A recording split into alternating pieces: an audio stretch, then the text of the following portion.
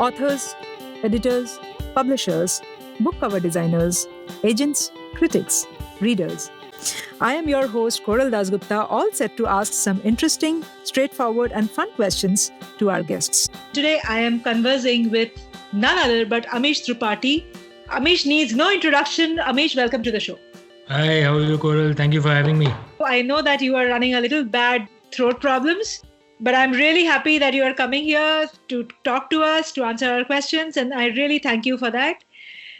So, Amish, I really want to know that who was the earliest storyteller in your life who must have inspired your interest in characters from Indian mythology?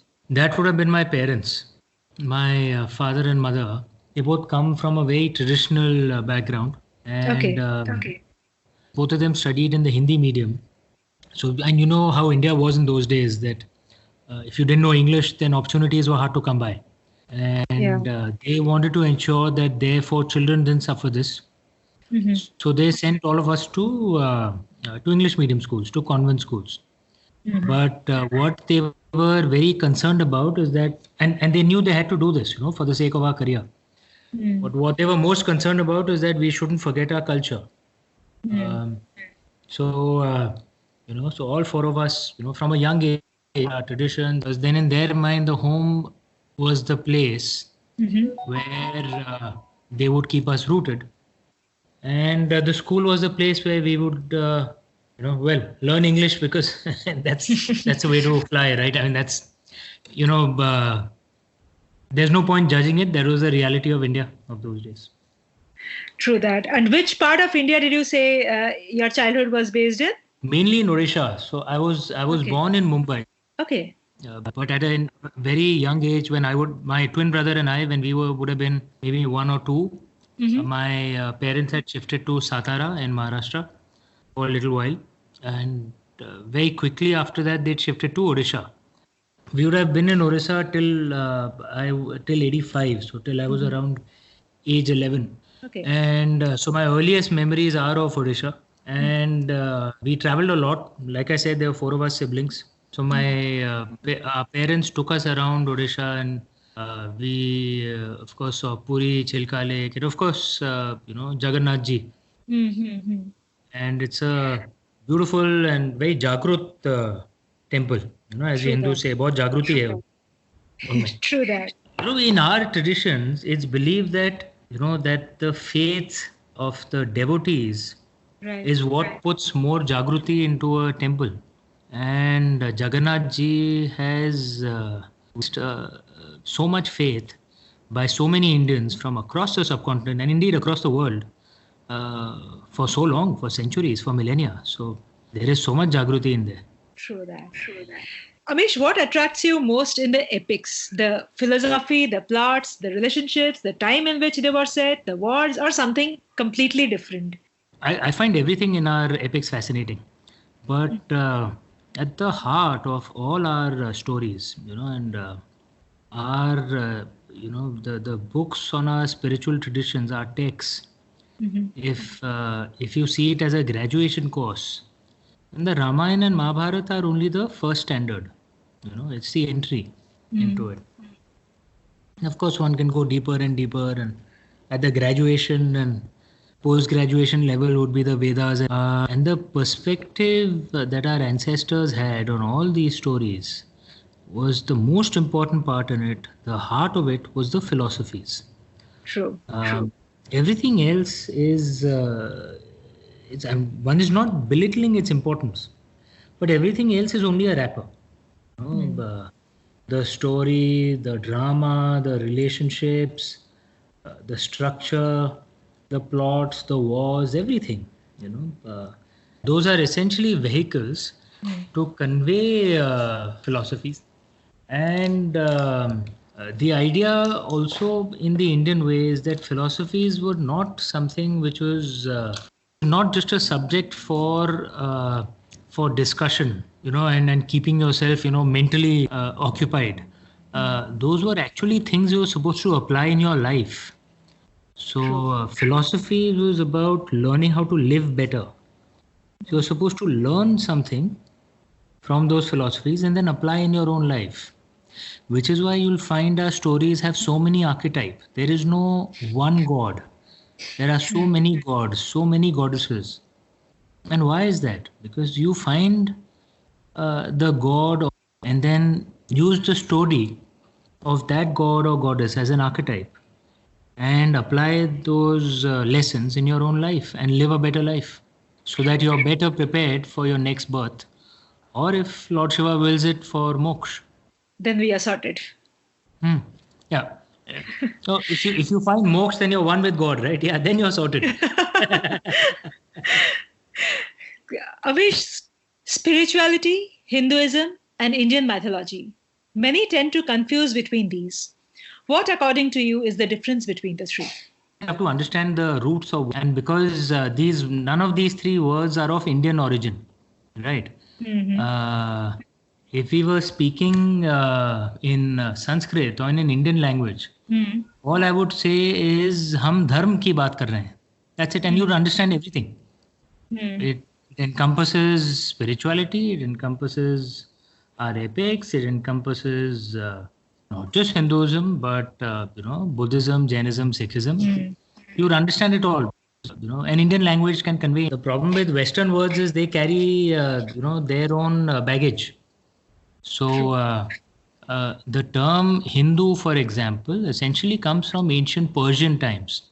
It was essentially a name for a place, what the Persians called the people of India. That is, those who lived beyond the Sindhu River. Okay. Beyond the Sindhu River. Sindhu is the Indus River. Yeah? Right. That's it. In effect, everyone in this interpretation, everyone living in the Indian subcontinent is a Hindu because they live beyond the Sindhu River. Okay. Sure. Mythology is, the Greek term for that is a little different, but in modern English, it has acquired a different meaning. The Greek interpretation of mythology, the root of the word is a word called mythos, meaning a story that hides a philosophical truth. But the Western interpretation of mythology is, fanciful tales which may not necessarily be true. And all ancient pagan cultures were derided as mythology, including India. We can take the Greek meaning and say that, boss, it is actually about philosophical truths. But the Westerners can sometimes use, the derided interpretation of mythology. Spirituality also just came up as a separate branch in Western philosophy because Western and Middle Eastern religions are not driven by philosophy. They're driven more by that you believe in your God and every other God is false. So at the heart of that way of life is not philosophy. At the heart of that way of life is faith. Yeah. So which is why they had to come up with a separate term that beyond faith, beyond religion is spirituality. But in the ancient way, and especially the Indian way, there is no contradiction between spirituality and religion. Because at the heart of our religion, in any case, is philosophy. True that. Like I said, none of these confusion comes up if we use the Indian term, dharma. Right. So, Amish, you have experimented introducing Sita as a warrior. Now, Chitrangada was a warrior princess, as we all know. But epics, however, has shown women as the reason behind battles of dharma instead of including them as the executionary forces. Is there a metaphorical or philosophical or literal interpretation for this? Why would you say women are the cause of battles? And at times it could be men as well. Like, for example, there's a text called the Adbhut Ramayana, where the elder Ram was not killed by Lord Ram. He was killed by Sita Ma. And that's because Sita Ma was avenging Lord Ram. So in that sense, the man was the cause of the battle, right? So rather than, or the Gond Ramayani, where Sita Ma fought a very fierce battle to protect Lord Lakshman. So I wouldn't use, I wouldn't say that women are the cause of battles or men are the cause. You can say that sometimes love is the cause of battles. Sometimes hatred can be the cause of battles. Sometimes greed can be the cause of battles.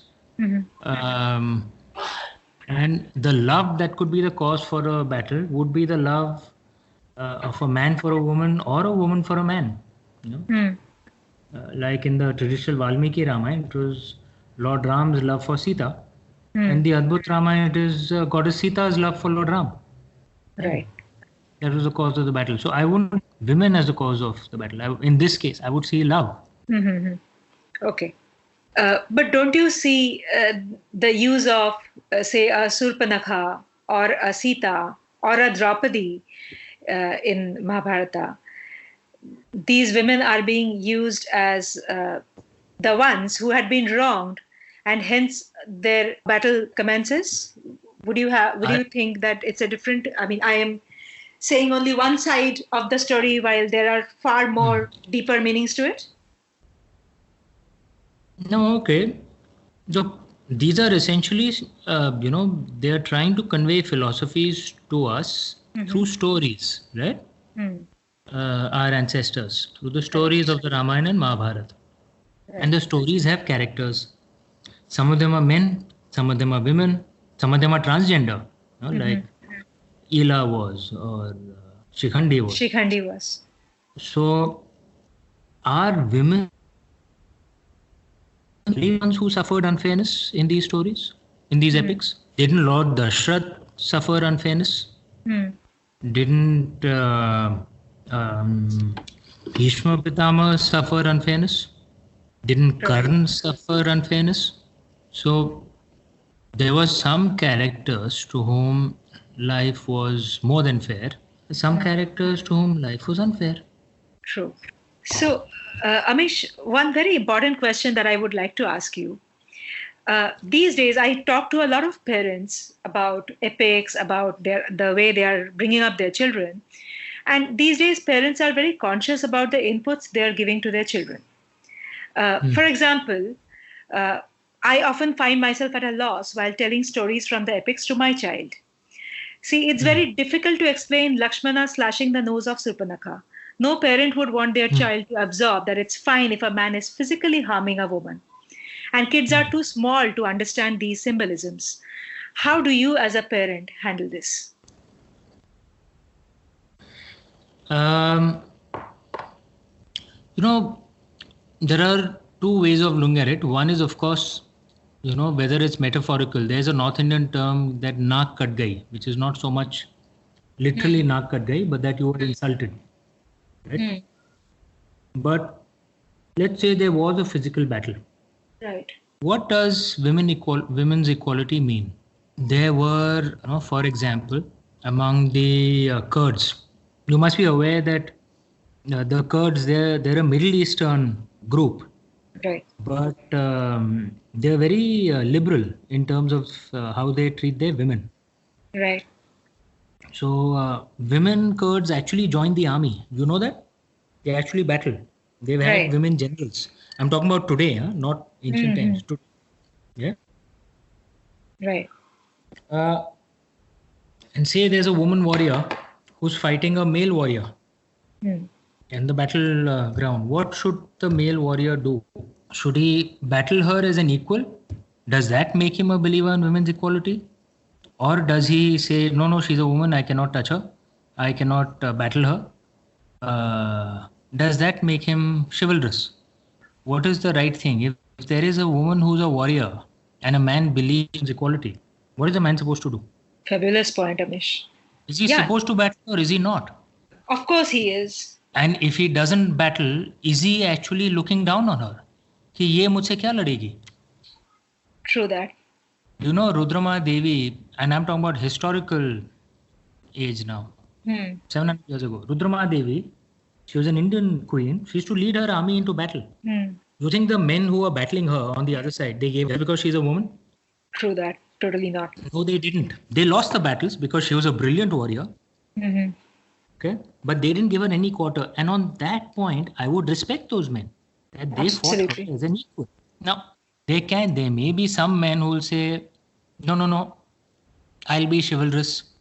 Again, that's a different way of life. I know some feminists may act. What is the right way? God knows. Yeah. I mean, every society has its own way of life, no?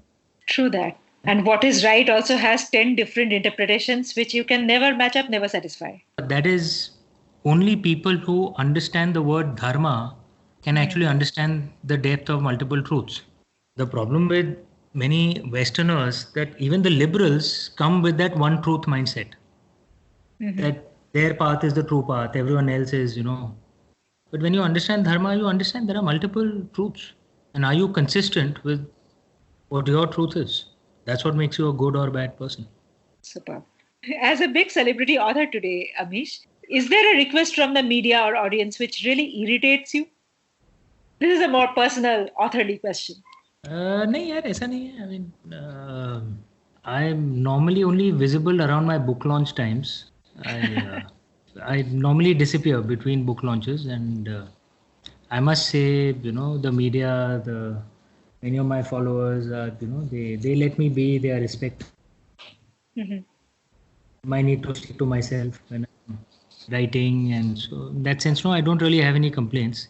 It's just that my present role means that I have to be a lot more social, a lot more active all the time, because I'm in a diplomatic role. True that. But this is a role only for 3 years. After that, I will go back to my normal lifestyle, which means I'll be visible around my book launch times and disappear in between the books. Great. So, Amish, if I may say this is the last question that I have for you, that I find your books very much like superhero stories for adults. And I mean, when I read your books, I just feel that, okay, this is a superhero story. It's not just a mere mythological fiction. It's far more than that. So if you have to choose one living legend and rewrite his life in your style, who would you pick and why? Two men who sadly have passed away. Part of my life. My father-in-law, Dr. Manoj Vyas, my ex-wife's father, and my brother-in-law, Himanshu Roy, my sister's husband. And they're the two men I've admired most in my life. Maybe I'd love to tell their tale sometime. Yeah. So Himanshu Roy, we know a little bit about Himanshu Roy. Would you like to tell a little bit about the person you just mentioned as your father-in-law? Dr. Manoj Vyas. Dr. Manoj Vyas. Both Dr. Manoj Vyas and Himanshu Roy, both of them, my father-in-law and brother-in-law, represent everything that I admire. I'm not saying I have those qualities. I try imbibe those qualities, but they're both very old world men. In some ways, very responsible, very solid, very dignified, very honorable in the way they behave, in the way they carry themselves, protective of those they love and care. Like I said, qualities that I admire deeply. I'm not saying I have them. I try and imbibe those qualities, but yeah, often any big decision in my life, I always think, what would the two of them think, and would I make them proud? Wonderful. Amish, thank you so much for talking to us in spite of your ill health. It really means a lot, and I really enjoyed this conversation. Thank you. God bless you. Take care.